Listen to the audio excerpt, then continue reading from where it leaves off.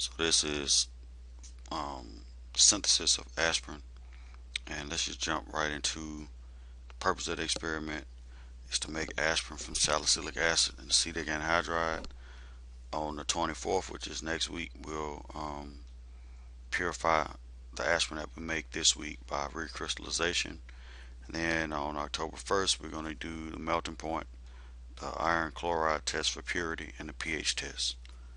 So in this slide, you see the way that we're going to make aspirin is with salicylic acid plus acetic anhydride with sulfuric acid as a catalyst. And so as in the product, you see we get acetyl salicylic acid, which is aspirin, and then acetic acid, and then the sulfuric acid gets reformed because it's a catalyst, it doesn't get used up. Let's look at the mechanism real quick. So the first step, acetic anhydride gets protonated, and we generate this acetic anhydride cation where you have the oxygen is protonated now. The next step is for the salicylic acid to come in and react with acetic anhydride. That gives me this intermediate, which then gets deprotonated by the sulfuric acid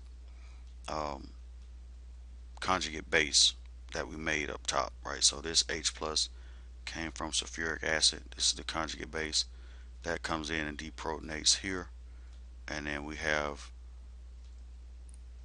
this intermediate shown down here, right? This intermediate actually collapses. You can see the arrows here and here, so we reform the pi bond here and break this CO sigma bond,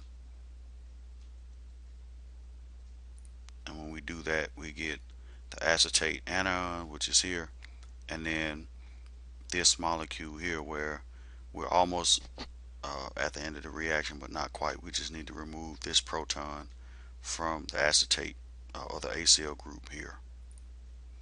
So the acetate anion will deprotonate here. This pair of electrons goes on to oxygen, and then we have our acetyl salicylic acid, which is the proper name for aspirin, and then acetic acid, which is a side product. All right, so this mechanism you need to go through and familiarize yourself with the arrows because you will see this again on the midterm.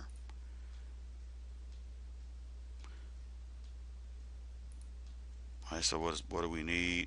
400 ml beaker, 125 ml Erlenmeyer flask, hot plate, tap and distilled water, salicylic acid, acetic anhydride, sulfuric acid.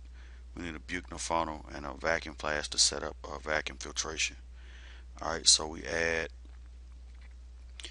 salicylic acid to an Erlenmeyer flask. We're also going to add the acetic anhydride to that flask, and then add in 6 to 8 drops of concentrated sulfuric acid. I'll have the sulfuric acid in a dropper bottle so that you won't have to handle this. It's very corrosive, and if you get it on your skin, it can cause some really serious burns. So I'll take care of that part.